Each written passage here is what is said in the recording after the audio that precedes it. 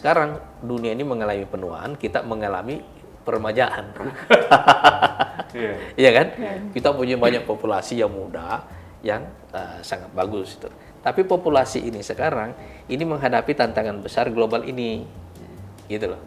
Nah sebenarnya itu salah satu alasan kenapa Indonesia harus berpikir lompat ke depan, jadi superpower baru. Karena ada bonus demografi ini, itu salah satu modal besarnya bagi Indonesia itu. Jadi harus dipakai. Nah tapi kalau kita bicara tadi ekonomi yang Mas Arief tanyakan tadi, itu kan tantangan kita ini di sini sekarang ini. Teknologi yang ada sekarang ini itu akan menghilangkan pekerjaan yang basisnya manusia. Iya kan? Walaupun kita, workforce kita ini, artinya tenaga kerja kita ini kan orang yang pendidikannya relatif masih rendah. Iya kan? Kita orang yang berumur 19 sampai 23 tahun yang masuk ke perguruan tinggi itu cuma sekitar 30-an persen, nggak sampai 40. Singapura itu 90%, Mas. Makanya bagi saya sekarang ini, kita harus menemukan satu model ekonomi baru bagi Indonesia di tengah kekacauan ekonomi global sekarang ini. Yang fokusnya itu adalah populasi kita sendiri. Tapi adaptif dengan teknologi juga. Adaptif dengan teknologi, tapi ini sebagian dari teknologi ini tidak bisa Anda pakai untuk kepentingan kalau Anda mau integrasikan itu dalam sistem ekonomi. Misalnya, begitu sistem ini, teknologi baru ini, set dari teknologi baru ini diintegrasi dalam sistem ekonomi kayak IT, kayak misalnya artificial intelligence, robot misalnya, kan dia bisa kerja 24 jam. Iya kan? Kalau dia kerja 24 jam, dia kan nggak perlu gaji. Iya kan? Dan terus manusianya kemana? Iya kan? Manusianya kemana gitu loh. Itu yang ditakutkan Cina sekarang.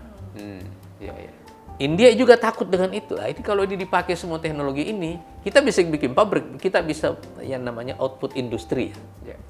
Output industrinya bisa sangat besar.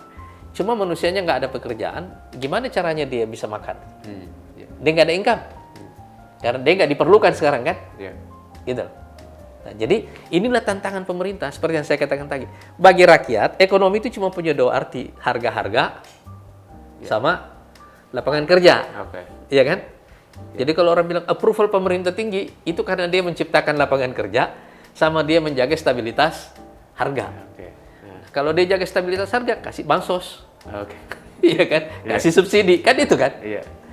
Nah, sekarang dari mana pemerintah menciptakan lapangan kerja itu, itulah tantangan besarnya nanti. Nah, itu yang kita perlu perumusan ekonomi baru. Jadi biasanya politisi datang begini, Mas Arief datang. Kalau saya jadi presiden, saya akan menciptakan 2 juta lapangan kerja, 3 juta lapangan kerja. Kan dia sebut angka. Karena itu yang ada di kepala rakyat kan. Dia kan tidak jelaskan kepada Anda apa yang ada dia lakukan. Apa yang akan diimplementasikan gitu ya Pak? Apa job creator, apa industri apa yang bisa menciptakan lapangan kerja bagi rakyat sebanyak itu. Kan dia kan jelasin itu kan. Gitu. Pak Anies, sebagai partai baru, seoptimistis apa kemudian Pak Anies, partai Gelora ini kemudian nanti bisa meraih suara sampai threshold gitu? Karena beberapa pengalaman kalau kita melihat beberapa partai politik baru juga kadang agak sulit juga untuk bisa menembus threshold minimal. Sebenarnya pertanyaan threshold itu bukan soal angka ya.